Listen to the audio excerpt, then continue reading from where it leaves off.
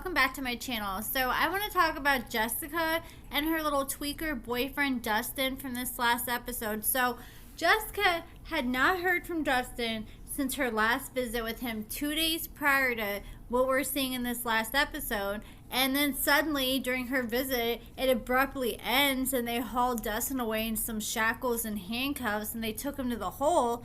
And Jessica was trying to blame herself, saying that it was her working in the prison for the reason why Dustin went to the hole. But I had a feeling, this is just what I think. I think when Dustin went to his visit, they decided to do a bunk inspection and check out his cell and search it. And they ended up finding something, and that's why he got in trouble and went back to the hole. That's my personal opinion, because it's common, especially when you have someone like Dustin who has a history of getting high and using drugs in prison.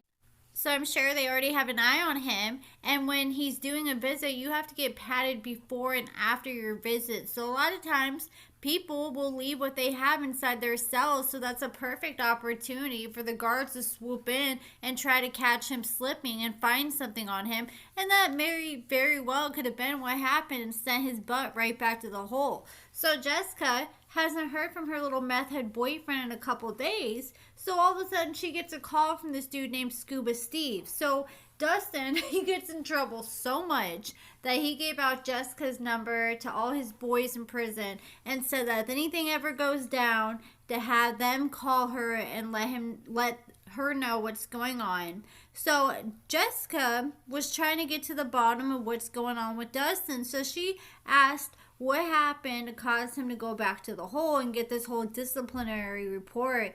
And Scuba Steve didn't have no answers. Well, at least none that he was willing to share with Jessica.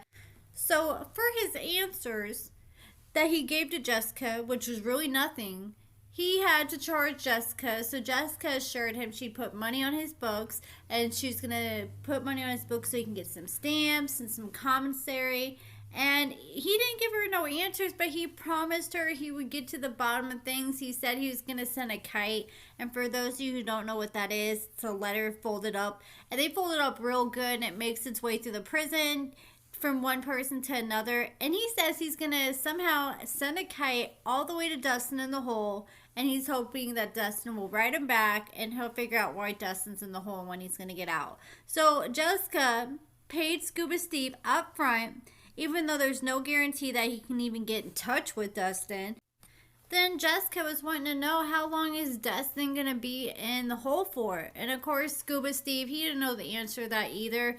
They're both assuming probably about 60 days, because that's how long Dustin typically goes to the hole for, which tells me even more that he's continuously getting in trouble for him to be going to the hole for that long. So then I noticed something. While Jessica was on the phone with Scuba Steve, about 13 minutes into the episode, she's on the phone with him and she's explaining that the prison has it out for her because she worked at the prison, and she said even before visits sometimes the guards would ask how did they meet, and Dustin would tell them it's none of their business. But then Jessica slipped up and she said that every visitation, it just got worse and worse. And I was just like, wait a minute. You said every visitation, like as in plural.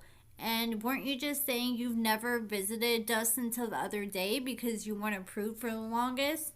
And now she's saying every visitation got worse and worse, like she's done this multiple times. So I don't know if anyone else knows that, but I sure the heck did.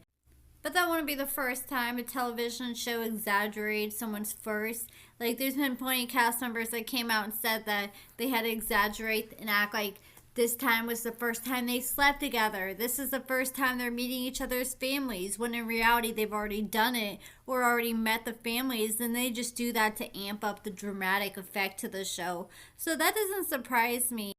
So then Jessica, she told Scuba Steve that at the last visitation where he admitted to using, she said that Dustin was acting super weird and he wasn't himself, and she said he was acting weird for about 3 days straight. So now it all makes sense now. I bet $100 that dude was high off his rocker, and when Jessica brought up the using, he probably usually denied it in the past because he wasn't high at the time, but she probably brought it up in visitation where he was high as a kite.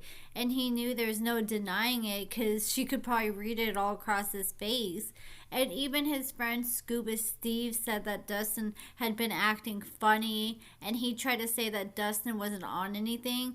But in the same breath, he also said that Dustin doesn't open up to him about his drug use, or he's not very open with him in general. So it's not like that dude would even know the answer to that anyways.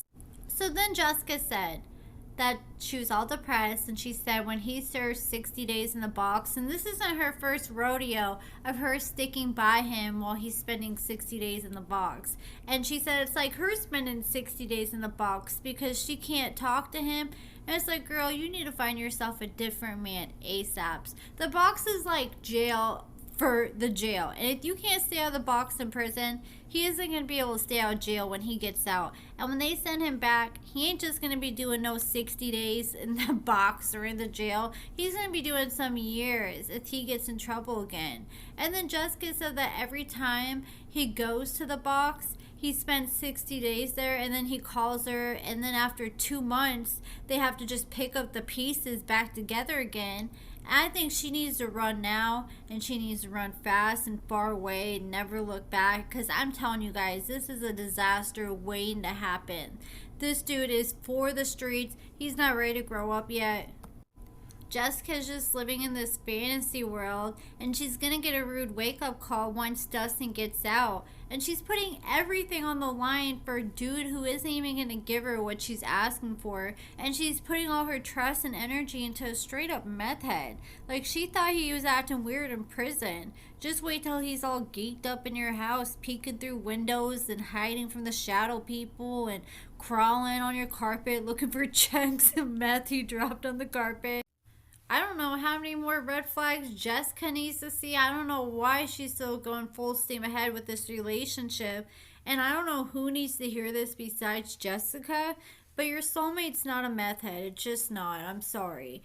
And Jessica, all of a sudden they show her, and she's in her apartment, and she's packing, and she's getting on to her daughter because she's like, hey, we're about to move soon to Tennessee. You need to get your stuff packed up and get ready.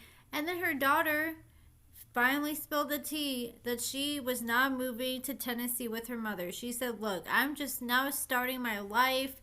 I'm trying to go to college. You know how hard it is for me to make friends. And Jessica was kind of really being selfish. She said, really, I don't know how I'm going to get through. It's all about me. You need to think about your daughter, because Jessica, it's her choice to sacrifice all this. And she's really the only one sacrificing all this for a meth head. So crazy to me. And I'm so glad her daughter's not going along for that ride with her, because I don't think it's a safe situation to put her daughter in. So her daughter's going to stay with her dad, and Jessica was super heartbroken over that. But I think Jessica's going to learn really fast, and she's going to end up being grateful that she doesn't bring her daughter along for this wild ride, because I don't think it's going to have a good ending at all. You can already tell that Jessica doesn't understand a drug user and why they do what they do, because you saw her questioning her friend in the last episode when she was crying about Dustin, saying, well, why would you not want to be okay? Because a lot of people don't like their reality and they want to escape their reality, and a lot of people, if you haven't been through it, you don't really understand it. Some people who've been close to people like that understand it, who haven't used. But it seems like Jessica is so naive to the situation, and she just thinks all the love in the world is going to make Dustin want to be a better person, not use drugs. And if he's using drugs now when he's with her in prison, he's going to use drugs when he gets out of prison. There's no doubt in my mind. And he's going to put her in for a wild ride. This girl is in over her head, and it's not going to be fun living with a tweaker when you're a sober person. She's going to learn quick. And I hope they film it, because it's going to be a disaster. And I want to say, I told you so.